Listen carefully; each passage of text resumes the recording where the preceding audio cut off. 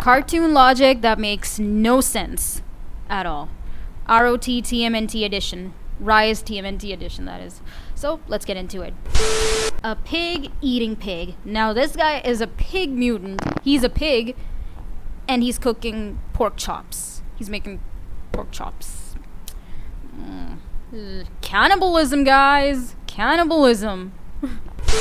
Now, this one is, something that happens in like every animal cartoon. Naked all day, but wear clothes on the beach or for swimming.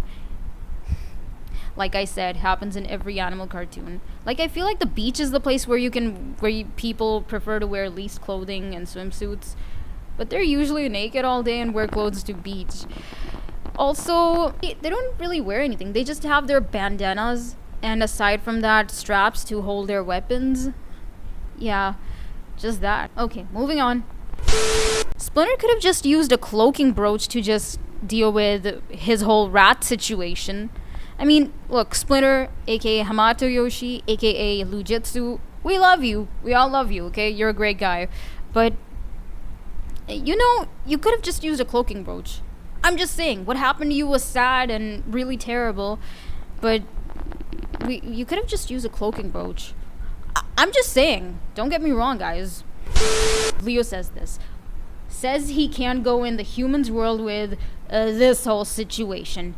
And literally, he walks into a Swedish bakery with this whole situation.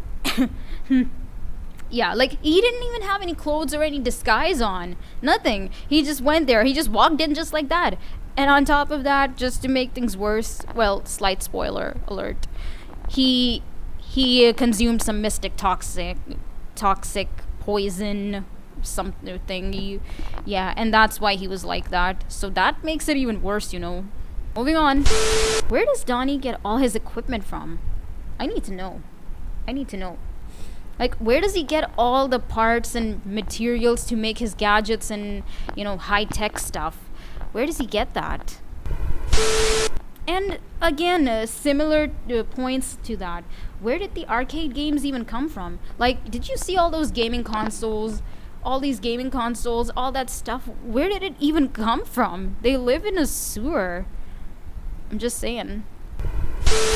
And also, where do they get the money to get their essentials? Like, for example, groceries. Like, where do they get the money for, basic essential stuff like that? Where do they even get money from? I'm just asking. I need to know, guys. I need to know. Sewer water? Okay. Cakey muck? Ew, gross. Ugh. Okay, so... Okay, but guys, look, I get it. Cakey muck is even more gross than sewer water. But dude, sewer water is also pretty gross in its own place. Moving on.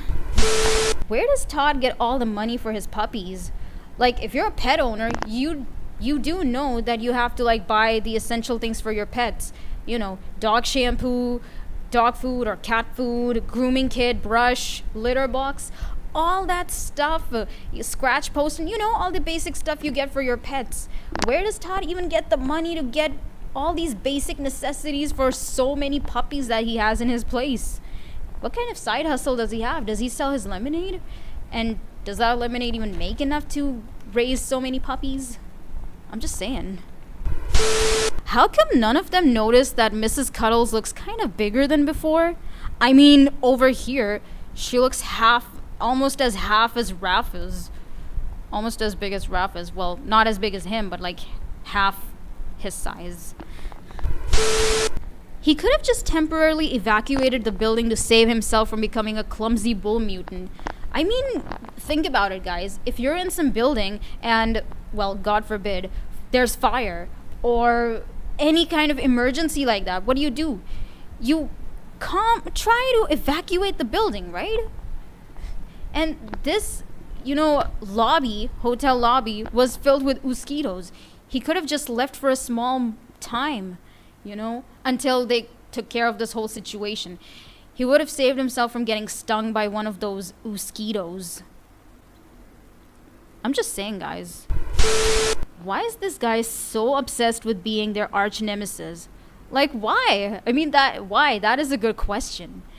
These guys never did anything to you. Well, we always have that one villain in every superhero series.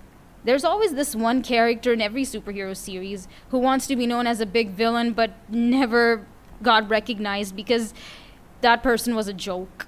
You know, pretty much like the Toiletnator from Kids Next Door. Yeah, the same. Why did they have to involve Piebald in their shenanigans? I mean, after Splinter went to bed, they took Piebald and started playing hockey with her. Dude, like, Piebald can't even hold a hockey stick, and she doesn't even have legs. This is before she became a mutant. She doesn't even have legs. She's in her goldfish bowl. How can she be the goalie or goalkeeper? I don't know which term is the correct term to use. But anyways, still. They could have just saved themselves from the trouble of losing. Donnie says that dragons don't exist. But then what is this? And what is that? What is this and what is that? Huh. He says that dragons don't exist, but they actually do.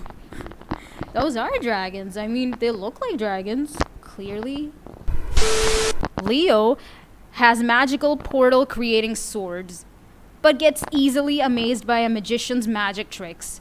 Like, this guy has amazing swords that can create portals, but easily gets amazed by magical tricks performed by magicians. Now, I don't know, guys. I'm pretty sure we can all agree that between portal creating swords and magical swords that can create an entire portal, and magical tricks by magicians, between the two of these things, I feel like the portal swords and creating portals would be more cool. Don't you think? How are they standing in Stuck on You? How are they standing like this?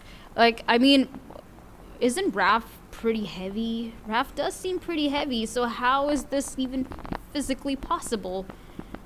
So, for those of you who've seen this episode, and those of you who didn't, look, Donnie and Mikey's legs are out. Only Leo and Raph's arms are out. So that means their entire bodies are inside this big ball of tape or whatever it is.